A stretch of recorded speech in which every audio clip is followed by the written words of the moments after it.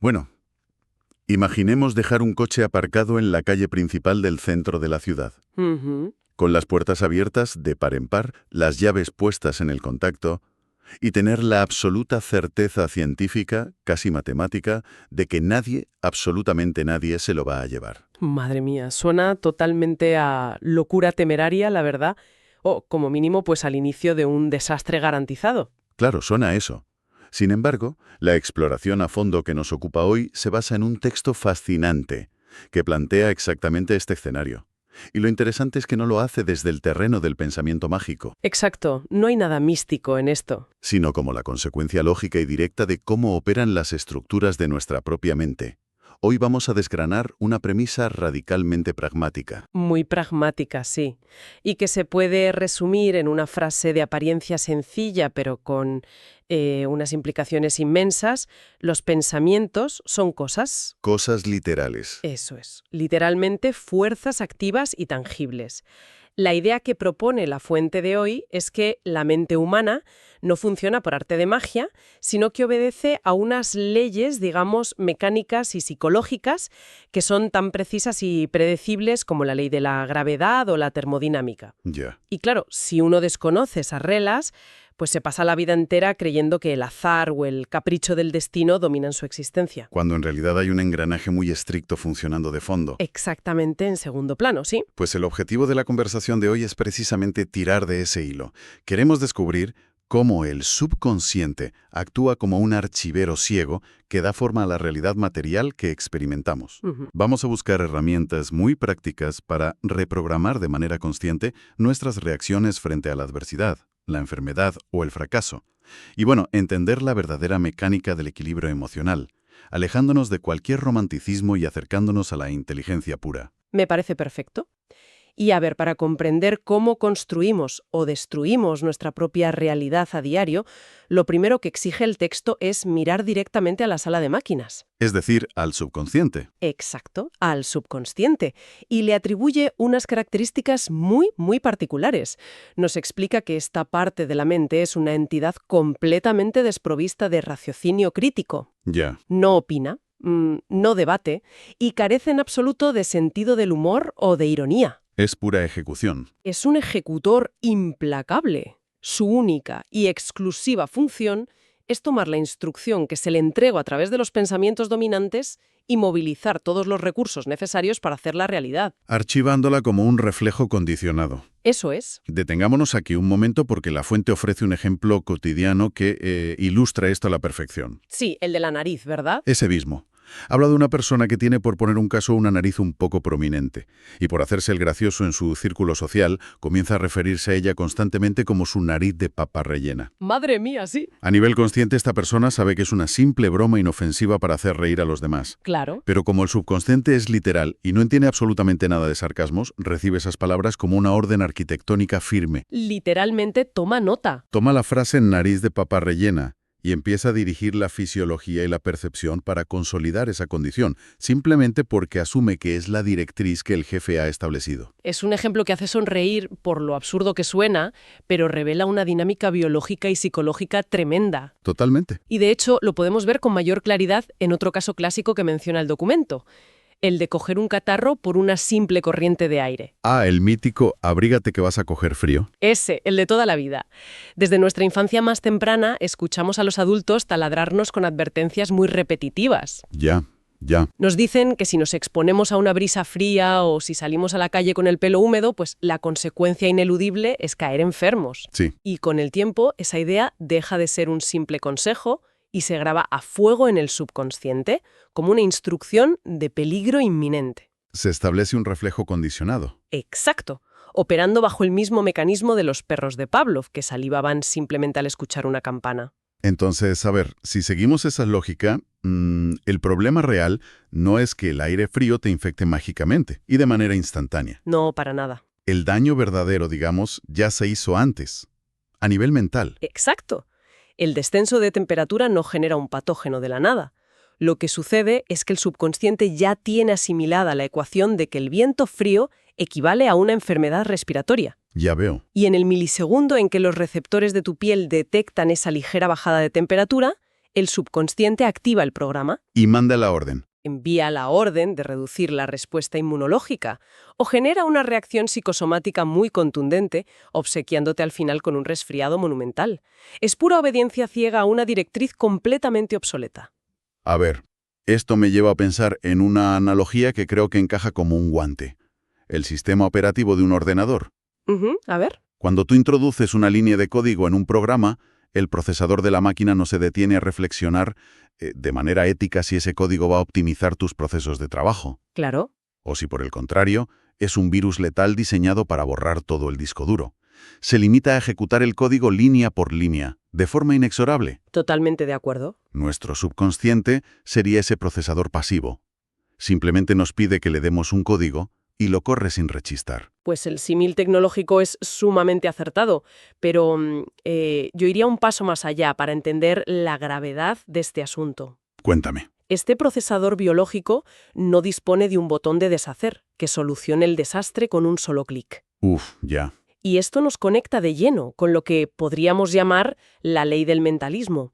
Al ignorar que somos nosotros los programadores exclusivos de esta máquina, pasamos décadas fabricando de forma sistemática condiciones y escenarios que son diametralmente opuestos a nuestras propias metas. Es un autosabotaje continuo. Exacto.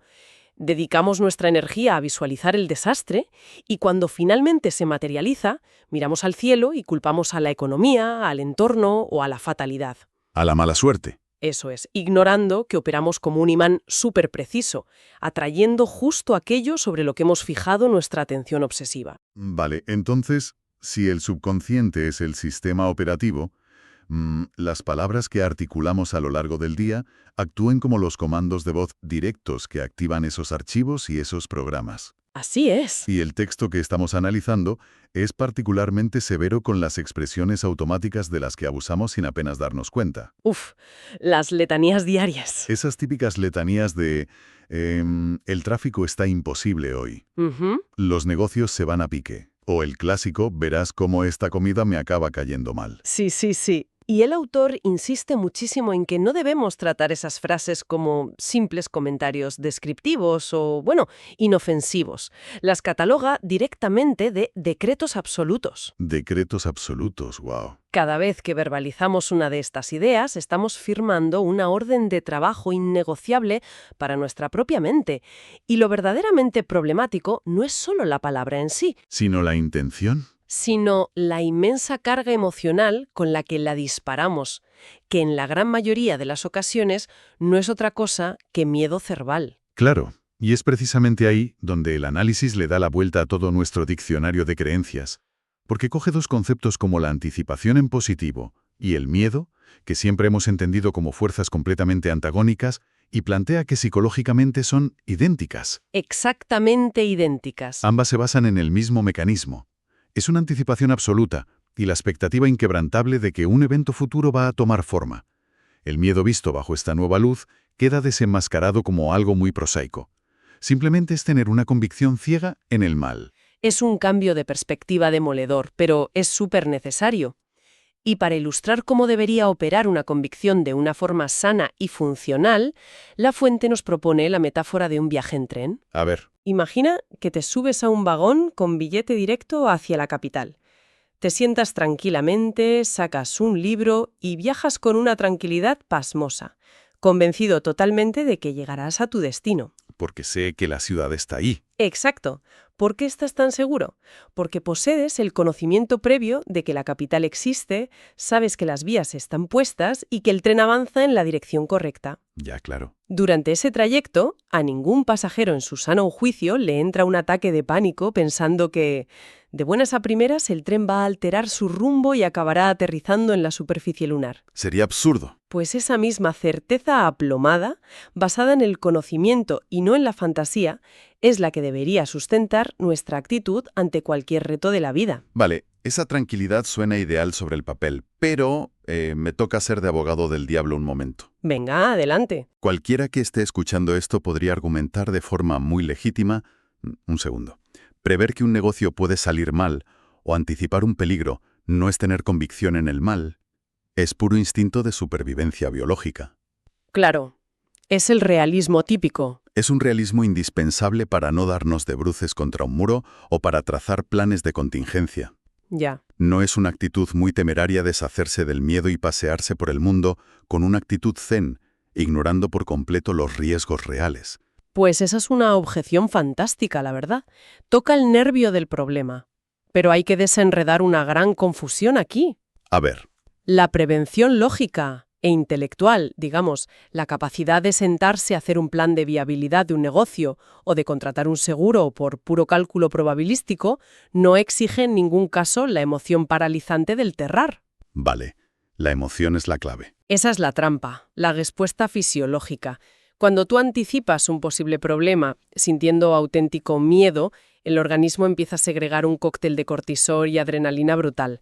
El ritmo cardíaco se dispara y el cuerpo se pone en una tensión absoluta de lucha o huida. Mm, Esa alteración química no es prevención, es un pegamento psicológico de altísima resistencia. qué buena imagen, un pegamento. Sí, esa emoción desbordada es el vehículo exacto que graba la instrucción negativa en lo más hondo del subconsciente, Programando la mente. programando literalmente la mente para que empiece a buscar y ejecutar los comportamientos sutiles que, paradójicamente, acabarán materializando ese escenario de ruina que tanto te aterra. Entendido, entendido. Así que, llevar un extintor en el maletero del coche es planificación inteligente. Pero conducir todos los días, con el pulso a 120 por hora, visualizando cómo el coche estalla en llamas, es lo que activa el comando de autodestrucción. Mejor explicado, imposible. Y claro, sabiendo que estamos tan habituados a operar bajo esos comandos de terror, la gran urgencia es tener una herramienta eficaz. Eso es fundamental. Y el texto nos proporciona una táctica que funciona como un auténtico bisturí mental, a la que denomina la regla de la no aceptación. Exactamente. Se trata de un mecanismo de interrupción inmediata, un verdadero cortafuegos. Ujú. La instrucción es clarísima.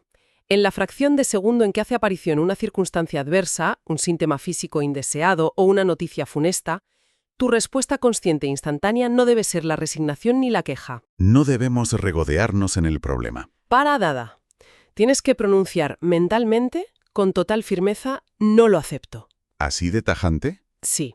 El objetivo de esto es paralizar en seco el proceso rutinario por el cual le damos carta de naturaleza y permiso a ese elemento, para que se instale en nuestra realidad. Y el manual, de hecho, es muy específico respecto a las formas. Recalca que esto no va de apretar los puños, tensar la mandíbula o ponerse a dar gritos como si estuvieras en una batalla épica. Claro, porque el pensamiento no tiene músculos. Eso es. La indicación es que esa negativa debe emitirse con una serenidad absoluta, con la contundencia de quien dice internamente, pues no me da la gana pasar por este aro, sabiendo que tiene la soberanía total sobre su propio espacio mental. Y para que este cortafuegos sea efectivo a largo plazo, el proceso cuenta con una segunda fase que es de obligado cumplimiento. La regla del vacío, ¿verdad? Esa misma.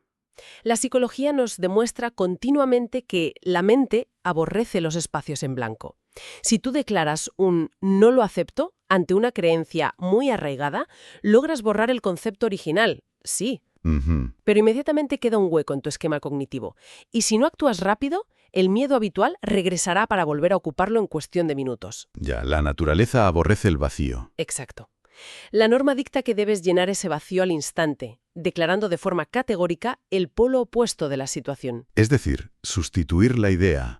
Si acabas de negar y rechazar un síntoma de enfermedad, tu deber inmediato es afirmar y visualizar la vitalidad y la salud natural. Claro, Si le has cerrado la puerta a un concepto de escasez o de conflicto, pues tienes que establecer de inmediato el decreto de inteligencia, armonía y provisión. pero claro, aquí es donde veo un precipicio enorme en el que es sumamente fácil despeñarse. A ver, Yo puedo aplicar esta técnica al pie de la letra, ¿vale? Puedo decir no lo acepto con una voz dignísima y acto seguido declarar la salud o el éxito.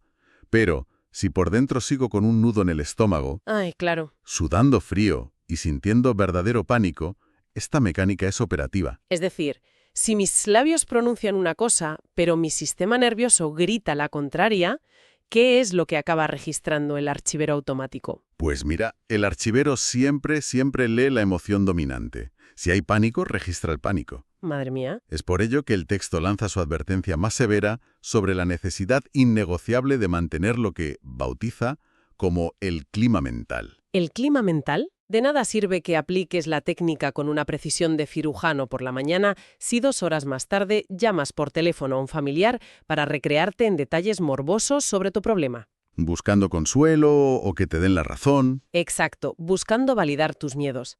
Al hacer eso, deshaces todo el tratamiento mental de un plumazo. Es idéntico a instalar un sistema de seguridad blindado en tu casa y luego dejar la puerta principal abierta de par en par.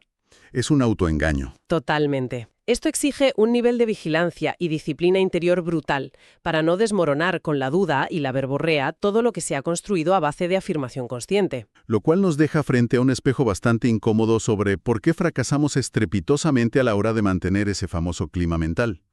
Y la respuesta suele estar en nuestra propia adicción al drama. Sí. Como sociedad, hemos cultivado la tendencia a dejarnos arrastrar por emociones completamente desbocadas. ¿Y tanto? Todo bajo el falso convencimiento de que el exceso emocional es sinónimo de profundidad humana. Y esto alcanza su máxima expresión cuando a esos arranques desproporcionados los cubrimos con la palabra amor. Bueno, es que en ese punto el análisis resulta ser implacable. Procede a redefinir por completo nuestro concepto de inteligencia emocional. El autor postula de una forma muy rotunda que el afecto o el amor genuino no se basan en modo alguno en la efervescencia emocional incontrolable. Para nada. Al contrario, sitúa el eje central de las relaciones sanas en un punto de equilibrio milimétrico. Un equilibrio sostenido por la tolerancia, la buena voluntad y el respeto absoluto a la independencia del otro. Ya, cualquier movimiento que aleje la balanza de ese centro hacia los extremos rompe la armonía y pervierte por completo el sentimiento. Y de hecho, para que no queden dudas, lanza unos ejemplos que son auténticos dardos. Menciona explícitamente a esas madres que excusan la sobreprotección asfixiante de sus hijos adultos, escudándose en un supuesto instinto maternal. Sí. O se refiere a esas dinámicas de pareja donde la celotipia, la vigilancia constante y los reproches continuos dominan el día a día. Eso lo vemos muchísimo. El veredicto de la fuente no deja lugar a ninguna ambigüedad. Dictamina que eso jamás ha sido amor, sino un vulgar exceso emocional propulsado por un egoísmo voraz y un deseo tiránico de posesión. Y el golpe definitivo lo da al vincular esa dinámica tóxica con el raciocinio. El texto establece una ley inversamente proporcional y dice que allí donde hay un exceso de emotividad exagerada y dramática, hay una evidente falta de desarrollo intelectual. Es muy fuerte esto. Lo es. Cuando alguien es incapaz de gestionar sus reacciones y necesita ahogar la voluntad ajena bajo el pretexto de que sufre demasiado por el otro, lo que en realidad está exhibiendo es una deficiencia severa en su capacidad de análisis y de comprensión lógica de la vida. Es una reflexión muy dura para los tiempos que corren, la verdad, porque vivimos inmersos en una cultura que ensalza el descontrol. Constantemente. Donde parece que si no experimentas una agonía devastadora por tu pareja, o si no pierdes los papeles ante cualquier injusticia, tu implicación es falsa y careces de corazón. Claro. Pero lo que se nos plantea hoy es la antítesis exacta de esa creencia. Se argumenta que la verdadera inteligencia es fría por naturaleza. Y que esa frialdad analítica es el contrapeso indispensable para no devorar y asfixiar a aquellos a quienes decimos querer. La dinámica del frío y el calor es perfecta para visualizar todo esto. Piensa que el exceso emocional es puro calor que quema e incinera todo a su paso. Sí. Si quieres estabilizar ese fuego, forzosamente necesitas inyectar la misma cantidad de frío, que aquí está representado por la mente analítica y la objetividad. Entiendo. ¿Y cómo fomentamos eso? Pues para fomentar esta objetividad, la obra propone realizar ejercicios de contemplación, enfocados en el orden inherente a la naturaleza o a las matemáticas universales. A ver, dame un ejemplo. Si observas la rotación de los planetas o el crecimiento silencioso de un bosque, verás que la inteligencia suprema no grita, no exige y, desde luego, no tiene crisis histéricas. Ya, funciona y punto. Sencillamente opera en un equilibrio impecable. Al impregnarnos de esa lógica tan serena, nuestra mente gana elasticidad y comenzamos a relacionarnos desde un nivel muy superior. Desde una generosidad desapegada, apoyando al prójimo sin exigir el cobro continuo de un peaje emocional. Es fascinante. Y si logramos instalar ese termostato de objetividad y dominamos esa inteligencia fría, Cruzamos el umbral hacia una de las premisas más asombrosas y tranquilizadoras del análisis. La ley de correspondencia, ¿no? Exactamente. La ley de correspondencia, el axioma clásico que dice como es arriba, es abajo.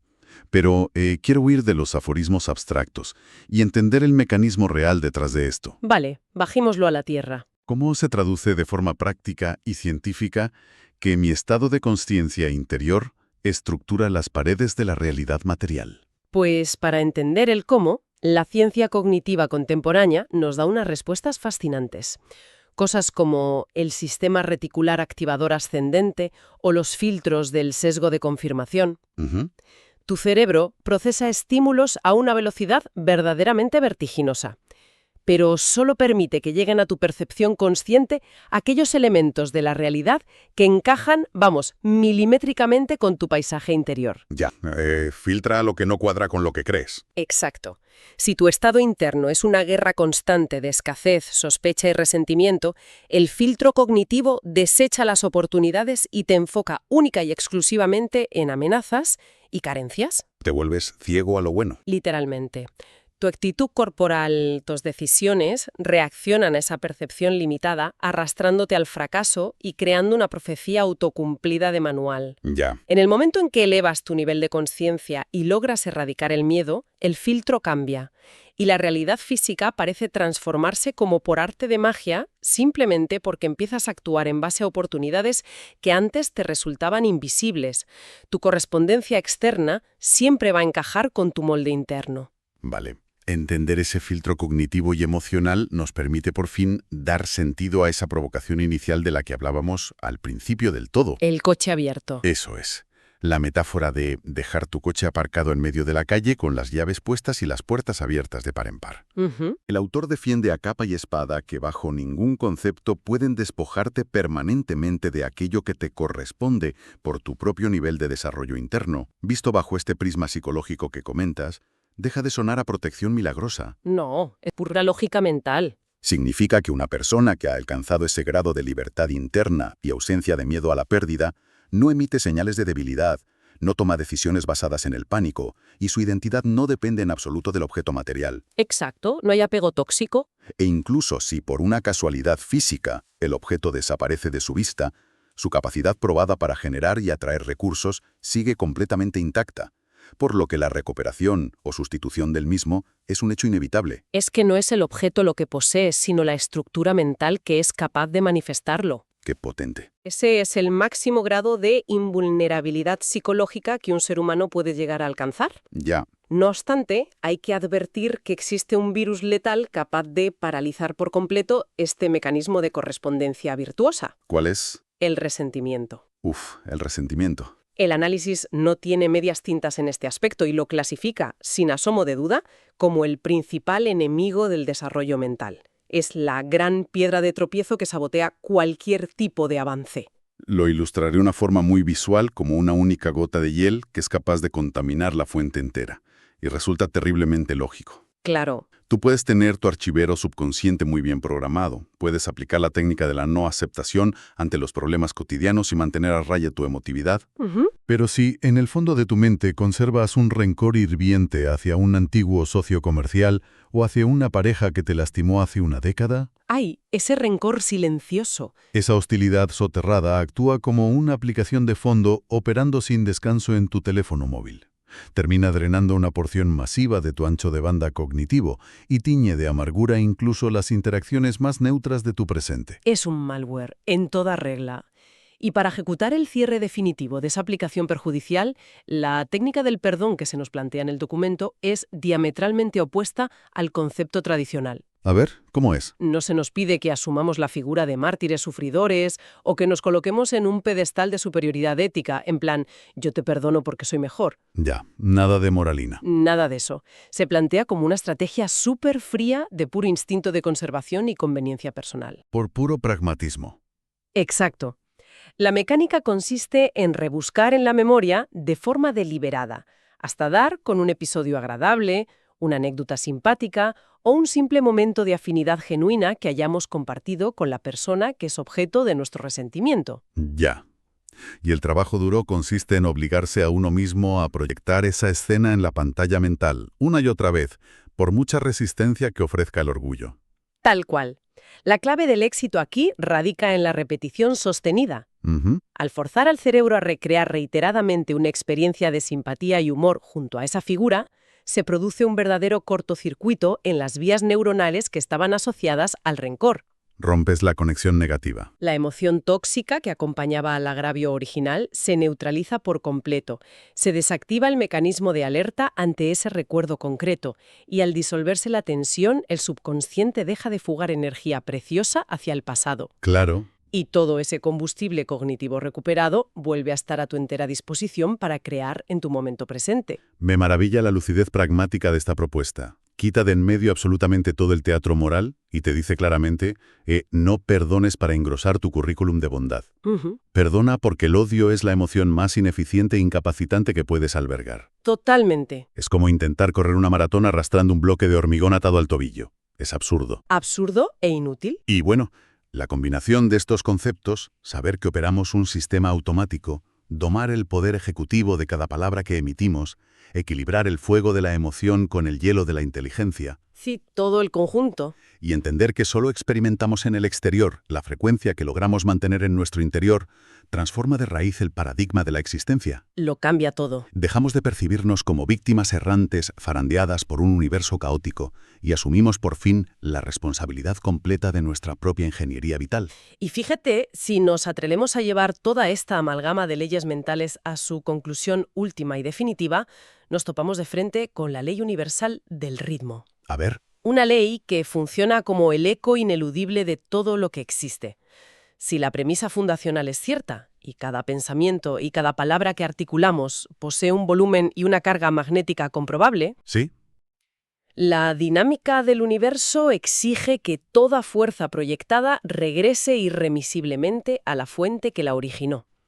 La balanza, al final, siempre tiene que nivelarse. Claro. Y si ese efecto boomerang es una realidad matemática irrefutable, llegamos a una deducción que roza la ironía máxima. Así es. Resulta que envidiar, guardar rencor o desearle en secreto la ruina a otra persona es en esencia la forma más depurada de sabotaje a cámara lenta. Es destruirse a uno mismo. Exacto.